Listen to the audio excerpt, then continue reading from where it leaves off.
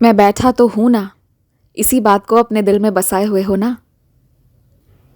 बार बार इसी को दोहराना, जब मुसीबत आए तब तो इसे और ज़्यादा दोहराना। इसी के सहारे तुम सबसे बाहर निकलते चले जाओगे। मुझसे कहते हो साईं तुमने दर्शन नहीं दिया।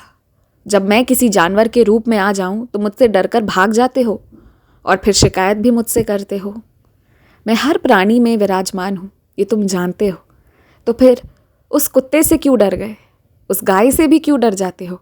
मैं तो उसमें भी हूं, तुम्हें नुकसान नहीं पहुंचाऊंगा।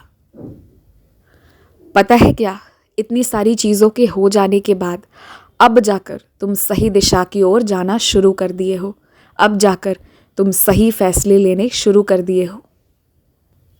अब जाकर तुम्हारी बुद्धि आई है जिसमें तुम्हें ये पता चल रहा है कि कहाँ कौन सा व्यापार करना है और कहाँ नहीं करना है।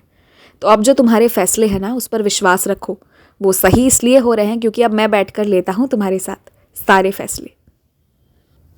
देखो, जब तुम्हें आलस्य आ रहा था और तुम कोई काम नहीं कर पा रहे थे, तुमने मुझे पुकारा था। हो गया ना तुम्हारा वो काम।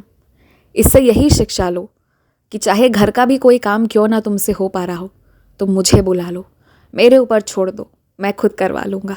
और जब मैं कोई काम करवाता हूँ ना, तो मेरे जितने भी बच्चे होते हैं उनमें से किसी को ना थकान महसूस होती है और ना ही आलस्य आता है। और जो ये कभी कभी गुरुवार के दिन बहुत सारे काम आ जाते हैं तुम्हें, या फिर थोड़ा ज़्यादा बेचैन या थोड़ा ज़्यादा परेशान रहते हो, वो सिर्फ इसलिए क्योंकि मैं तुम्हारे बहुत करीब रहता हूँ उस दिन, बहुत सी चीज़ें तुम्हें दिखाता हूँ उस दिन। और साथ ही साथ जब तक तुम अपने पारायण, अपनी पाठ ढंग से पूरी ना कर लो ना, मैं तुम्हें आराम नहीं करने दूंगा। हफ्ते में एक दिन तो मेरा है, उस दिन तो तुम्हें अपना थोड़ा सा समय मुझे देना ही होगा।